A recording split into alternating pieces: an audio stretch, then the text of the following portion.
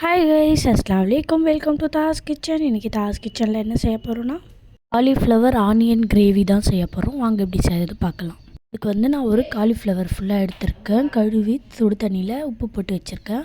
வெங்காயம், பச்சை மிளகா, பூண்டு வந்து நறுக்கி வச்சுருக்கேன். கொத்தமல்லி வச்சுருக்கேன். சோம்பு, பெப்பர் எடுத்து வச்சுருக்கேன். அவ்வளோதான். அதுக்கப்புறமா வந்து இப்போ வந்து ஒரு கடாயில் எண்ணெய் போட்டு சோம்பு போட்டுக்கலாம். அதுக்கப்புறமா வந்து நம்ம எடுத்து வச்சுருக்கோம் பச்சை மிளகா. ஸோ இது கூட நம்ம வந்து போட்டு நல்லா மிக்ஸ் பண்ணிட்டு இந்த கலர் சேஞ்ச் ஆகணும். சேஞ்ச் ஆகிற வரைக்கும் இது வறுத்துட்டே இருக்கணும். அதுக்கப்புறமா வந்து கருவேப்பிலை, நம்ம எடுத்து வச்சுருந்த கருவேப்பிலை கூட இது கூட போட்டு நல்லா மிக்ஸ் பண்ணிடணும். இது கூட நல்லா பொரிஞ்ச உடனே ஆனியன் வந்து நம்ம கட் பண்ணி வச்சுருக்கோம். நீளமாக கட் பண்ணி வச்சுருக்கோம். நான் 3 ஆனியன் எடுத்திருக்கேன்.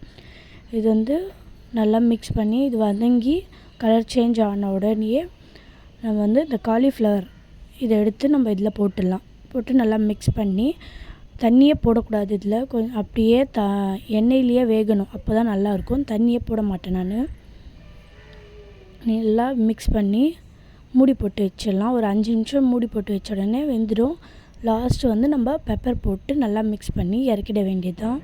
நான் வந்து பெப்பர் போட்டு கொத்தமல்லி போட்டு இப்போ வந்து கேஸ் ஆஃப் பண்ணிட வேண்டியது தாங்க. தாஸ் கிச்சனுக்கு லைக் பண்ணுங்கள், கமெண்ட் பண்ணுங்கள், ஷேர் பண்ணுங்கள், சப்ஸ்கிரைப் பண்ணுங்கள். அஸ்ஸலாமு அலைக்கும்.